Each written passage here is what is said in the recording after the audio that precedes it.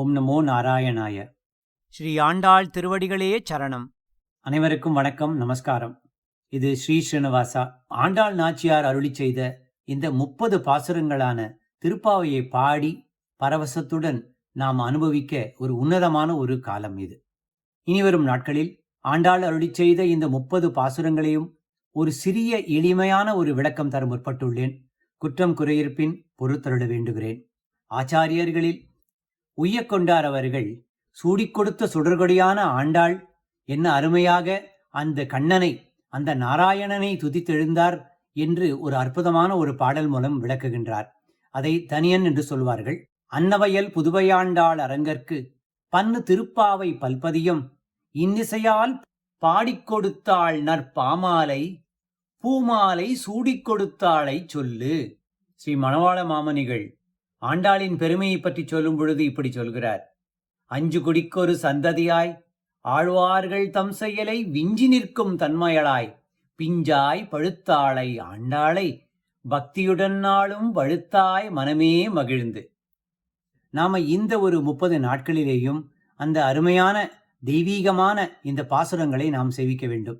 இதுல என்ன ஒரு விசேஷம் எனக்கு தெரிஞ்சது கேட்டீங்கன்னாக்க, ஆண்டாள் அவர்கள் நல்ல செய்கையையும் நல்ல சிந்தனையையும் நல்ல எண்ணங்களையும் ஊட்டுவிக்கக்கூடிய வகையிலே என்னென்ன செய்ய வேண்டும், என்னென்ன செய்யக்கூடாது என்று அழகாக எளிமையான நடையிலே நமக்கு விவரித்திருப்பார்கள்.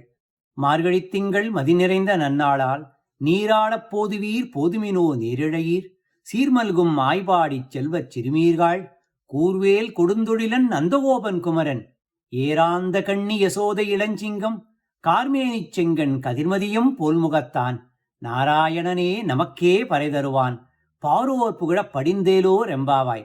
அதாவது மார்கழி மாதம் இது உன்னதமான ஒரு காலம். இந்த உன்னதமான மார்கழி மாதத்திலே மதி நிறைந்து இருக்கின்றது.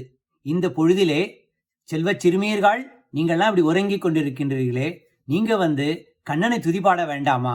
யார் அந்த கண்ணன் அப்படின்னு கேட்டீங்கன்னா, அழகான விழிகளையுடைய யசோதையினுடைய இளம் சிங்கம். சரி, அது மட்டுமா? அதாவது தீயவர்களிடத்திலிருந்து நம்மை பாதுகாக்க வேலேந்திய நந்தகோபனுடைய குமரன் அந்த கண்ணன் ஸ்ரீமன் நாராயணன். அவன் நம்மை காக்க நமக்கு பறை தருவான். நம்முடைய பாவங்களை போக்கி நமக்கு புண்ணியம் செய்விக்க அவன் வருவான். அதனால இந்த ஒரு காலகட்டத்துல நாம் என்ன செய்யணும்? இந்த பாவை நோன்பு நோக்கின்ற காலத்திலே அவனை போற்றி புகழ வேண்டும்.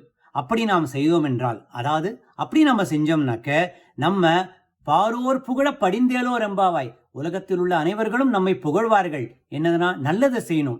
தெய்வீகத்துல இந்த ஆன்மீகத்துல ஈடுபட்டு நல்ல சிந்தனையோடு நல்ல செயல்களை செய்ய வேண்டும்.